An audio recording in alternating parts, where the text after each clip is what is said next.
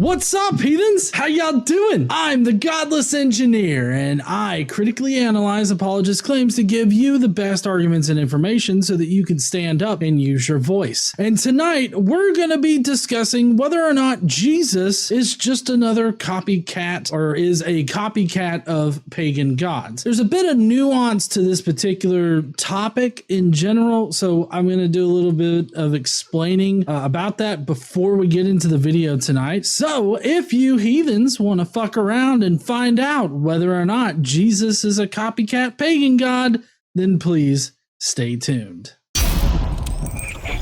So, I do want to start this off by sort of explaining the nuances of this. So what we're talking about is whether or not Jesus, or Christianity rather, the religion, is a copycat of other pagan religions. And it's kind of an interesting thing to consider. You kind of have to address, what does it mean by being a copycat? And that's a real informal way of describing what we're talking about when we say that Jesus isn't original. The religion itself has a basis in other religions, okay? What we're talking about is something called syncretism. And the way that something is syncretized is that adherents of one religion, let's call that religion A, or the Jews, they take their religion and they compare it to other religions that are around them. Let's say religions B and C, or Zoroastrianism and the Isis and Osiris cult. And then the religion A, the Jews,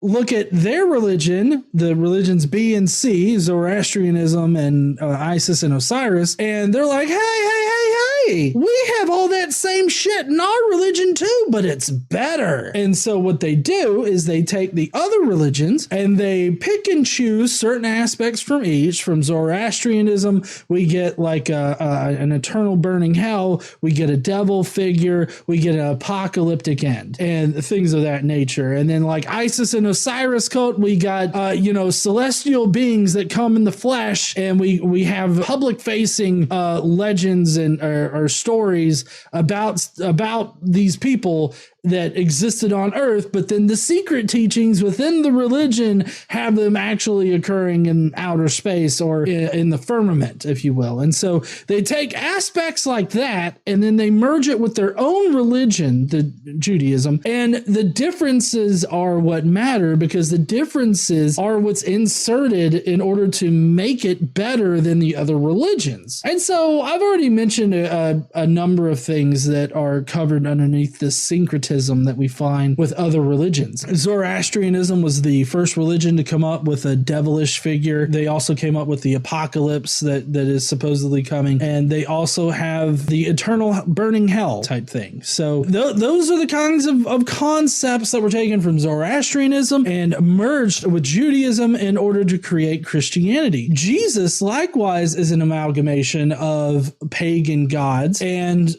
combined with notions that already existed in Judaism. So basically they saw that these other religions were doing all these things. They had savior gods that died and resurrected again in order to defeat death and all this other stuff. And so they're like, hey, we got one of those too, except he's better. And so that's what we're talking about here. We're talking about syncretism, not necessarily copycat, because what a copycat is a direct copy verbatim from one religion to another. But that's not what happened. They took concepts and then they changed those concepts a little bit to make them more Jewish, and then created Christianity, because Christianity is just a different version of Judaism where the Messiah has come. We have good evidence in history for this exact thing too. But before we even begin, I want you guys to go into this video with some pretty good knowledge.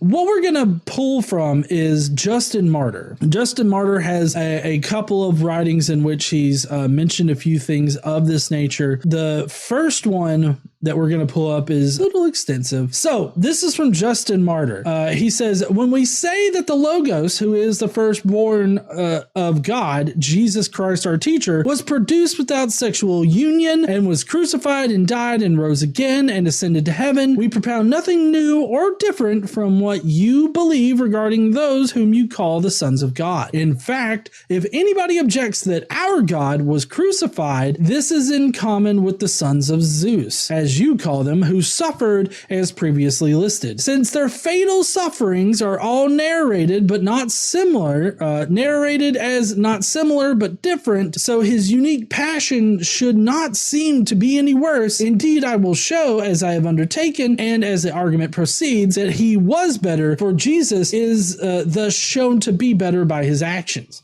So we have an early church father here, I believe it's 2nd century, and he's admitting that all the things that are being said about Jesus are the exact same things as is being said about these other pagan gods, the sons of Zeus, and things of that nature. So we have an early Christian that's admitting that they are that Jesus is the same as these other ones that are far older. So it seems to me like it's highly unlikely that this Jesus would be all of those things, considering that all of those things were said about these other pagan gods beforehand. It seems like it's more likely that these things that are said about Jesus were just copied from what pagans were already teaching. So that's number one. And we'll circle back around to these at a couple of points in the video tonight. This next one, still talking about the virgin birth, in his dialogue with Trypho, Justin Martyr says, when I hear, Trypho, that Perseus was begotten of a virgin,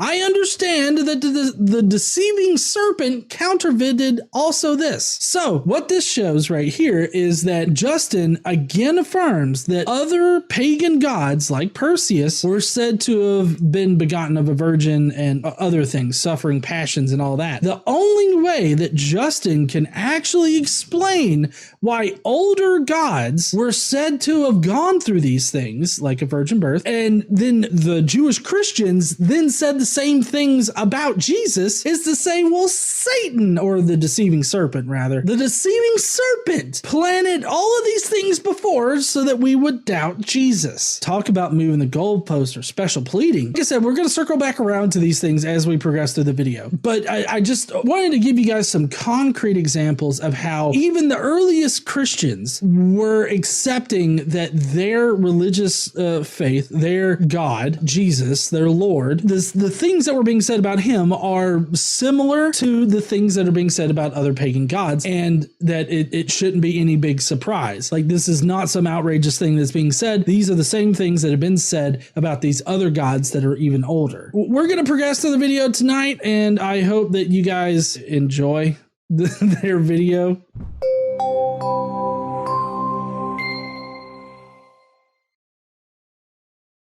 Well, it's a very popular idea that you hear and read everywhere. Unfortunately, looking a little deeper into the idea, we see some problems. But first, the reason people say this, it's true in the ancient world, there were gods or heroes who in some cases are reported to do miracles. They, in a few cases, supposedly were born of a virgin. They did exorcisms. They, in some cases, were claimed to have been killed and then raised from the dead.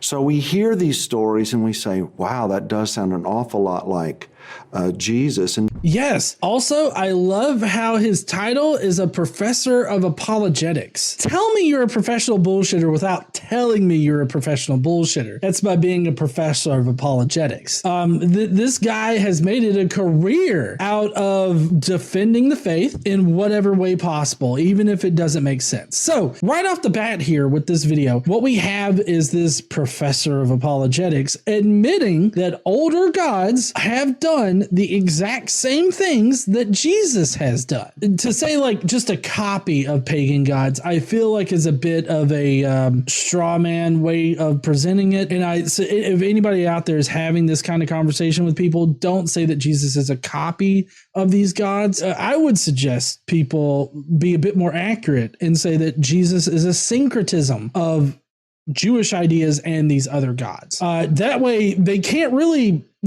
argue against that other than being like, nuh-uh. And as we'll see, he's got some bad reasons for going, nuh-uh. in fact, some try to say things like, well, maybe the Jesus of the Gospels is a plagiarism of these other ancient stories? No. So don't call it a plagiarism either. I highly suggest not doing that, because that fails to understand what syncretism is, or what intertextuality is. So basically, I wouldn't say that the Lion King plagiarized Hamlet. Hamlet definitely was the inspiration for the Lion King in whatever kind of way. You have several other stories that are affected by Shakespearean plays. Like there was a zombie movie a while back called Warm Bodies. That is basically a Romeo and Juliet story. And the Romeo and Juliet story is kind of told and retold it just in different ways throughout culture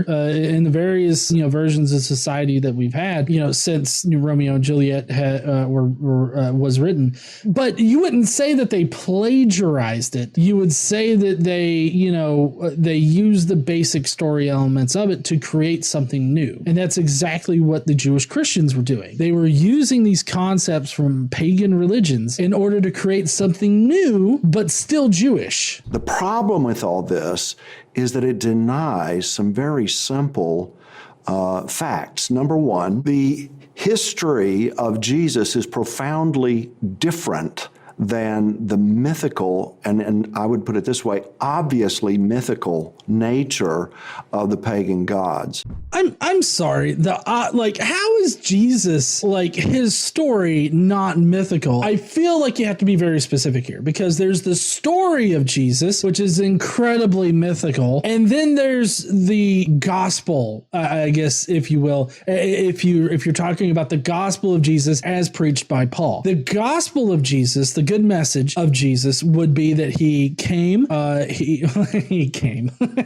he died, and he was buried, and then he resurrected to absolve the sins of people, right? And he appeared after his death. As far as the first apostles go, Paul goes, that's the gospel of Jesus. The story of Jesus is the mythical and magical one, okay? And not to say that this gospel that Paul was preaching isn't magical. Obviously it is. But the gospel, the gospels according to the four canonical ones, those stories about Jesus are definitely mythical, and I don't see how they're different than the pagan gods, other than the other pagan gods had, I guess, a bit more obvious myth to them. Jesus's story is myth all the same. I mean, you have several different versions of the myth. They were all reconciled into the one book, and then trouble just went from there, because there's no way to reconcile all four of the gospels. They just included all four because all four of them motherfuckers was popular. For instance, we live at a time when even non-believing scholarship recognizes the historical Jesus cannot be denied. And in fact, not only did he live and die, but he is recognized to be this amazing figure from the ancient world, such that even if you deny that he worked miracles or any of that, we know more about him as an historical person than anyone from antiquity.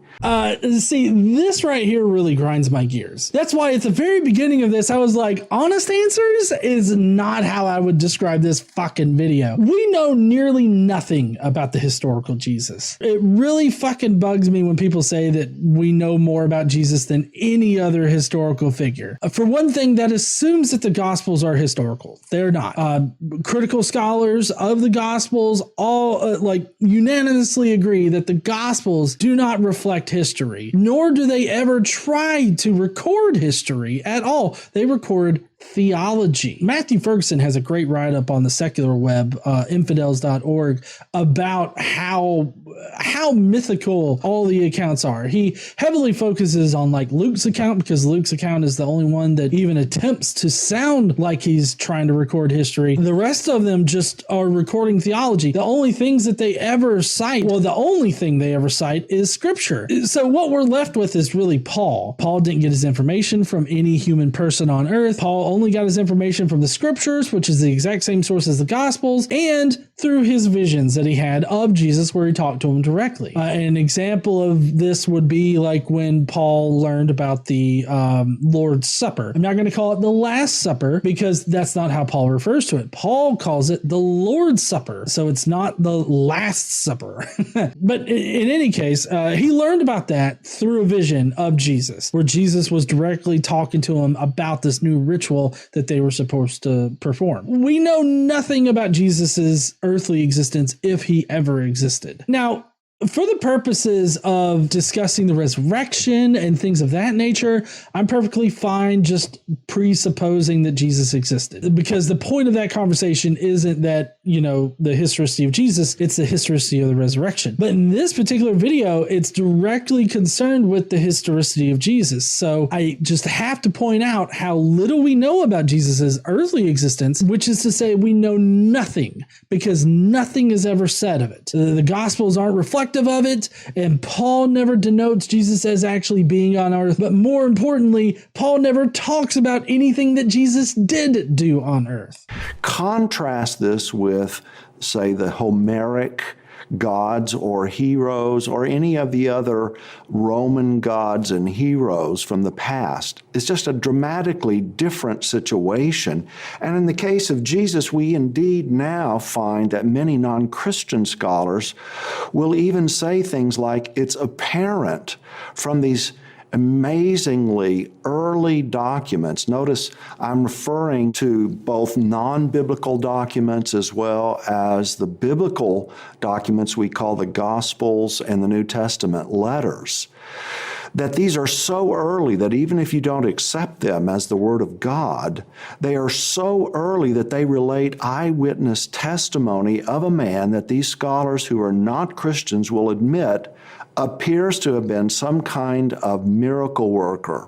I know plenty of secular scholars that will say that, Jesus was the, itinerant Jew that was perceived to be a miracle worker and all this. He also puts heavy emphasis on the amazingly early accounts, but I'm not so much concerned with how early these accounts are, because the insinuation with saying that they're early is that they're independent and they're eyewitnesses. The Gospels are not eyewitness accounts. They never try to be eyewitness accounts. They never act like eyewitness accounts. They never read like eyewitness accounts. So they are not eyewitness accounts. Suggesting that they are is just ignoring the actual scholarship on it, which, by the way, he says that non-Christian scholars, critical scholars, are saying that they are eyewitness accounts. They're not. I've heard Bart Ehrman claim that there are eyewitness sources behind each gospel, but they literally do not exist. They're imaginary sources. And I just can't see myself ever accepting imaginary sources as being something that we can actually use to prove anything. Because if they're imaginary, they could say whatever I want them to. They could talk about how Jesus had a 12-foot dong and everybody praised it or something. They could literally say anything that I wanted them to in order to prove my point. So imaginary sources don't help us. The Gospels don't help us. What matters in this situation is independent testimony. And it doesn't have to be like eyewitness testimony, but it does have to be independent of these religious texts that were generated relatively soon after Jesus supposedly died. When you're talking about 40 years after Jesus' death, that's a pretty short time period. For Alexander the Great, the earliest, not the earliest, but the best biography that we have about him comes 500 years after Alexander the Great died. The reason why it's the best biography is because Arian, the author, had direct access to eyewitness accounts that he fully explains in detail. Do we have that at all in the Gospels? The answer is no, because nowhere in the Gospels does it list sources. Luke says that he studied this and that he used eyewitness sources, but he never tells us who these eyewitnesses were. How are we supposed to know they were actually eyewitnesses? You just have some bumblefuck in the 80s, or 90s rather for Luke, saying that he heard this from eyewitnesses, not actually proving that he got it from eyewitnesses. We live at such a time that his historical resurrection is indeed one of the most talked about features of historical Jesus studies today. And the majority even of non-Christian scholars recognize something so amazing happened that they come up with counter theories that are very similar to what we've seen throughout history.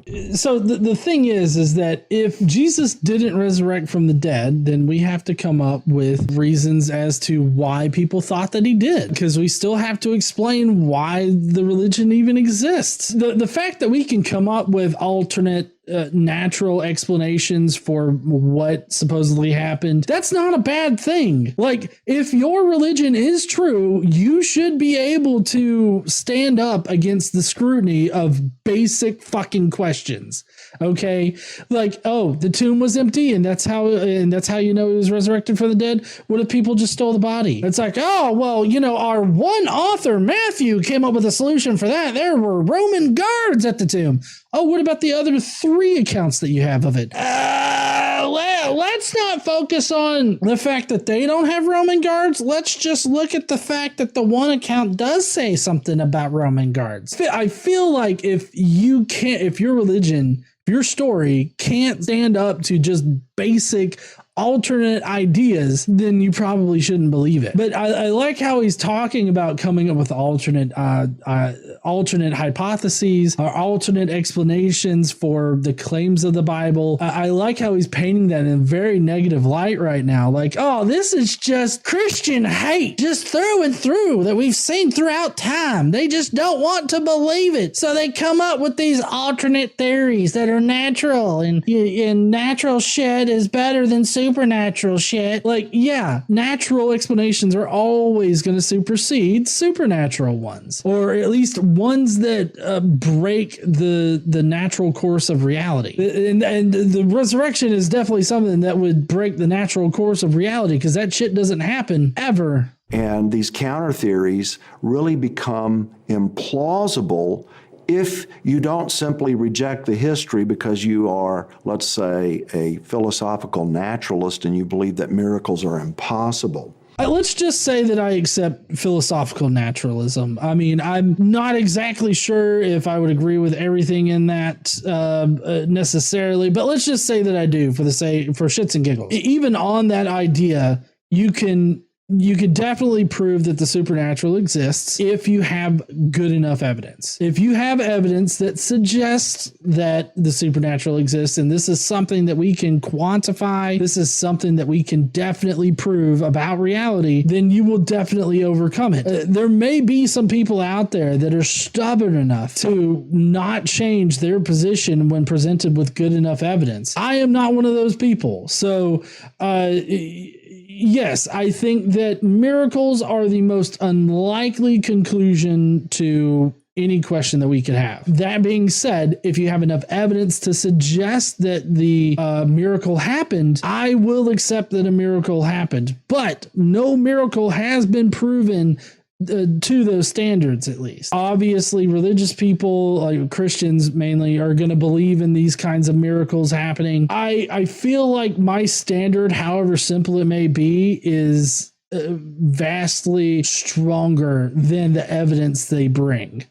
So, on the one hand, we have the problem of an historical person, indeed the most influential person in all of history, documented by historiography that transcends anything that we have from the ancient world, that can only be rejected precisely because of a philosophical viewpoint, not because of history. No, we can definitely reject it because of history. You know, the very beginning of this video, I rejected all of that because of history. Because of the fact that, like, there's no way that Jesus could be born in the time of Herod the Great as well as in the time of Quirinius. That's a contradiction. So they're not recording history. I mean, both of them can be wrong about it, but both of them definitely can't be right in that particular sense. And then you have several other things in the Bible, in the Gospels, that are just simply not history, like Pilate's attitude. Pilate didn't give a shit about whether or not he was killing Jews, especially not just one Jew. Okay, he didn't care, but the Gospels portray him as being so, undecided and really struggling with whether or not to kill Jesus. I mean, you're talking about a dude that got removed from his position because he was too brutal sprinkle on a random group of religious people that were traveling to someplace to pray. He had his men just slaughter them. And apparently that was the straw that broke the camel's back, because Pilate was removed after that. So, I mean, you can't sit there and say that the Gospels are reflective of history, because they're not. And historians agree with that.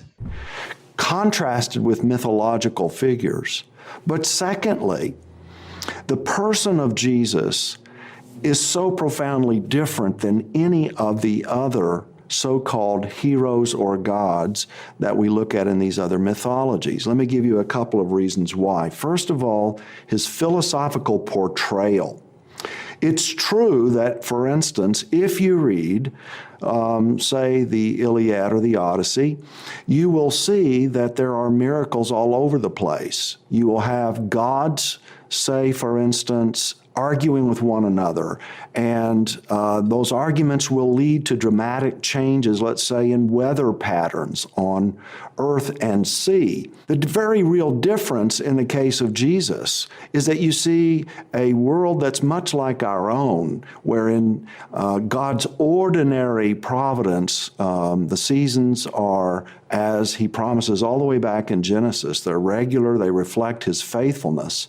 I'm sorry. Did this fucking bullshit professor just say that Jesus wasn't syncretized with these older pagan gods because of fucking weather? Fucking weather is what distinguishes Jesus from the pagan gods. Am I here? Is that what you heard, honey? Yeah. Fucking weather. Apparently, the weather and it being consistent with the natural process of weather systems is an example of God's, what did he call it? God's commitment to continuing that shit or something like that. Whereas the weather, as it's understood by the Iliad and Odyssey, is controlled by the emotions of the fucking gods.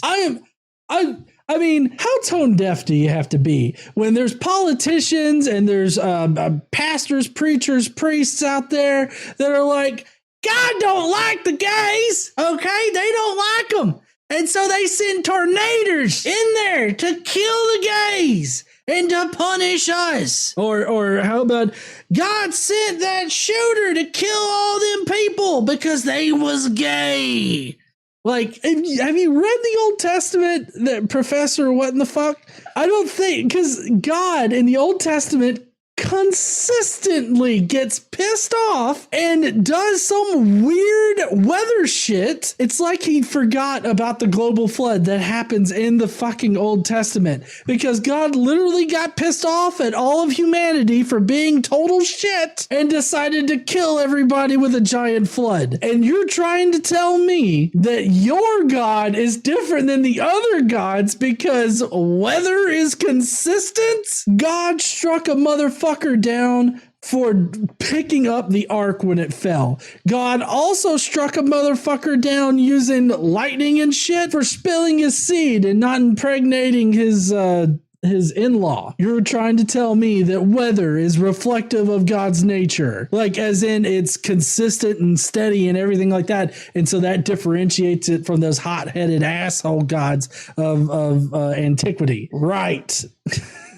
But unlike the Homeric gods, in which a hero is at their mercy, and the weather patterns are capricious and unpredictable, the very real difference is that the Jesus of the Bible actually can change these standard reflecting of God's faithfulness type of weather patterns because he is indeed God. Very, very different philosophical portrayal, unlike anything else in history. Unlike anything else in history? Are you sure about that? Because all of the miracles done by Jesus were also done by prophets of the Old Testament. There's the stilling of the sea. It is one of the things that he's talking about. It's got to be one of the things that he's talking about. The stilling of the sea. Pretty famous Bible story. So basically not apostles, but disciples in the Gospels. The disciples are on a boat in the middle of the Sea of Galilee, right? Which isn't really a sea, but whatever the fuck. In the Sea of Galilee, there's a storm, right? and there's like rough waves and all this other stuff, and then Jesus stills the sea, right? This is directly lifted from the book of Jonah, because Jonah ends up stilling the seas by appeasing God. And since Jesus is God, he himself can still the seas, right? So there's just, you can tell there's a slight shift between prophet of God and the Son of God, right? And you can also see how Jesus just directly lifted this from the book of Jonah, all right? The book of Matthew, the Gospel of Matthew, directly, relates to Jonah in his gospel, and that's actually with Jesus being dead for 3 days, because the book of Matthew says the only sign that will be given will be the sign of Jonah, which is when he went into the belly of the sea creature for 3 days and then got spit back out, or maybe he came out the whale's asshole. I'm not sure. It definitely didn't. He definitely wasn't ejaculated from the whale dick. I'm just saying. But the point is that we're not saying that Jesus was like copied from the pagans in this particular way. That's not what anybody ever says. That like the fact that, let's say, Zeus can hurl lightning,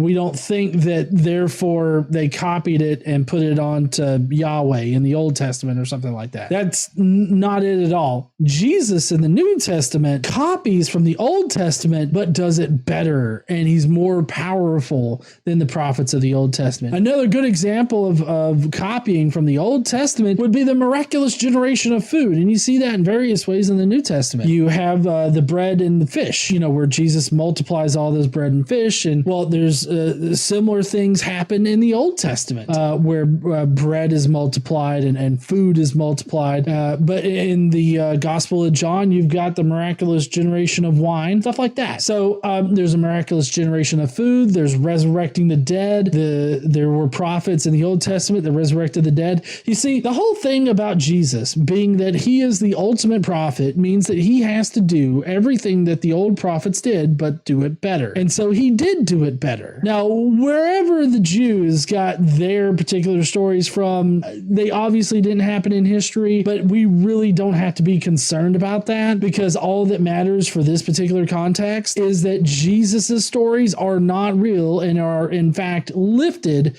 from the Jewish religion.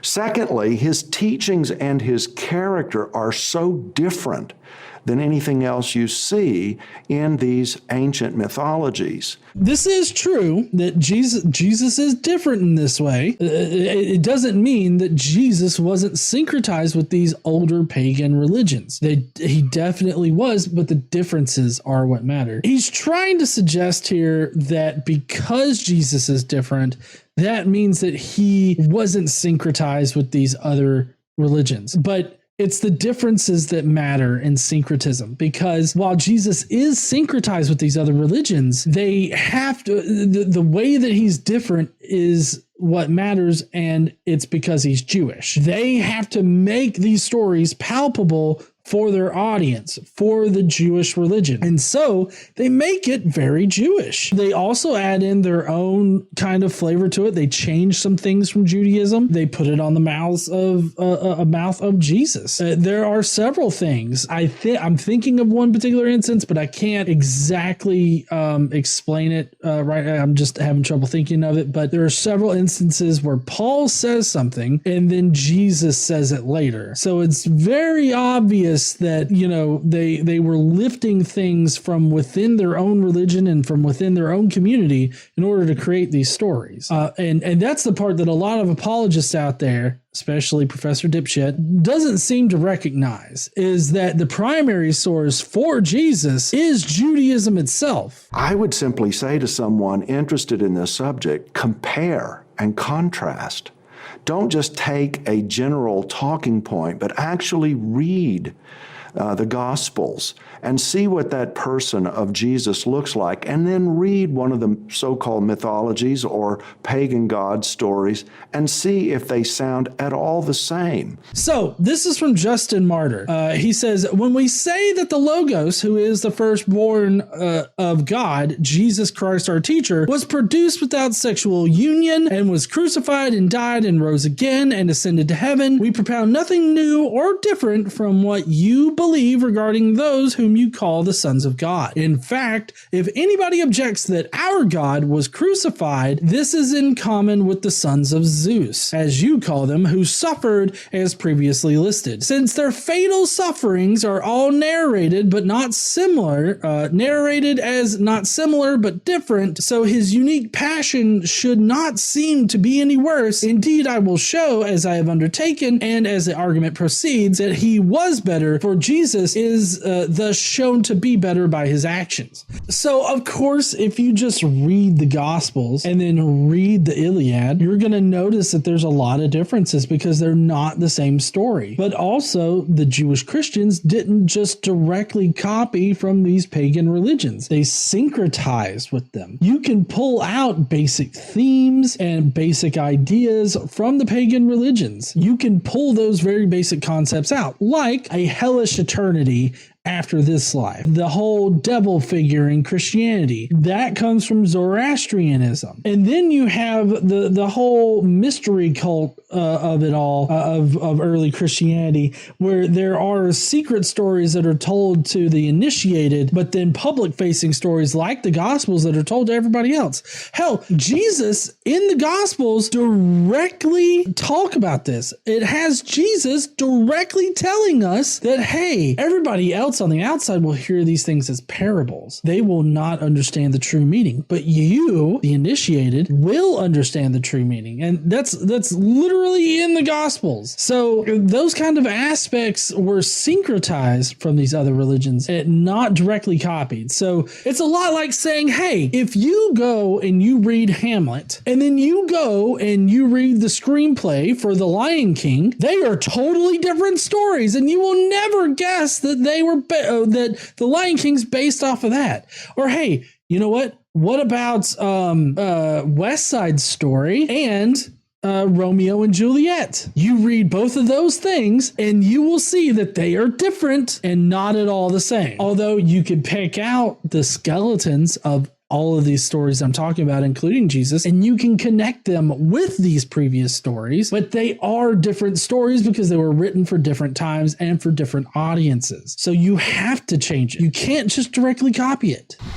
And then I would argue a better starting place would be to read a book like, say, Lee Strobel's The Case for Christ. Oh, Jesus fucking Christ. No, nobody go and read Lee Strobel's bullshit for Christ, okay? That is a horrible book. He does a horrible job at investigating. And, I've seen the movie. It was shit, and I'm not going to waste my time on a shitty book because The Case for Christ is not going to give me any kind of good information because Lee Strobel is an apologist. It's a good introduction to the very issue we're talking about, where you can see there is very real scholarship that supports the amazing testimony Christians have of knowing this raised Jesus in our prayer life, in the way he changes us, and most importantly, in the way he forgives us. I'm sorry, was your final evidence here that this Jesus is different and not copied is the undeniable evidence of people's experiences when they've come to know Jesus? Like, people now, that's how I took it, people now experiencing Jesus. Like, how in the fuck is that evidence? I mean, you have an experience with Jesus. A Muslim would have an experience with Muhammad, Gabriel. I'm not exactly sure who they would have an experience with, but they have similar experiences. Mormons, they have experiences with Joseph Smith, and not all of them are good. But hey, obviously this is so very real to him, so that convinces him, and good for him, I guess. I'm not built that way. Like, we're not compatible at all. This guy is a professor of apologetics. He doesn't care about the truth. He doesn't care about what's historical. He cares about defending his faith. And he's an expert at that bullshit. Maybe I'm just jaded by apologists just because I've been doing this for so fucking long. It's coming up on 10 damn years that I've been doing this very fucking thing. And so maybe I'm just jaded by apologists, but none of them seem to really be concerned with history or truth or anything of that nature, really, because they always want to ignore history. They always want to twist the truth in order to protect their religion. And I just can't respect somebody that does that. I'm not gonna, you know, spit in this guy's face or anything, but I definitely don't respect him as a professor when he's spinning me this kind of bullshit. I don't know. Anyways, that's going to be it for the video tonight. All in all, for this video, I found this guy to be not compelling whatsoever. He seems to conflate the idea of just directly verbatim copying Jesus as opposed to syncretizing Judaism with other religions. He sort of strawmans the position, although I can somewhat see why he might, because of all of the rhetoric going around on the internet about how Jesus is a copycat and all this other stuff. That's not entirely accurate. I prefer to use the word syncretize. He's syncretized with older pagan gods. I think that this guy is just concerned with protecting Christianity, because that's what apologetics is about. Apologetics is not about giving you good information. It's not about telling you the truth about reality. It's not about telling you the truth about their own religion. It's about protecting the religion even from itself. And that's just how I see apologetics nowadays. Again, I might just be jaded by it because I've had to deal with it so much, but I don't feel like I'll ever change my opinion on apologetics like that. So anyways, I hope that you guys had a lovely time tonight. If you will, let me know what you thought about his video down below in the comments or in the live chat right now. I'd love to read what you guys think about it. Do you think he had good points or no? Let me know down below in the comments section. And hey, while you're down there, why don't you smash that like button and subscribe if you like anti-apologetic shit like this. Go on ahead and subscribe, and I will see you heathens later. Don't forget to stand up and use your voice. Bye, heathens.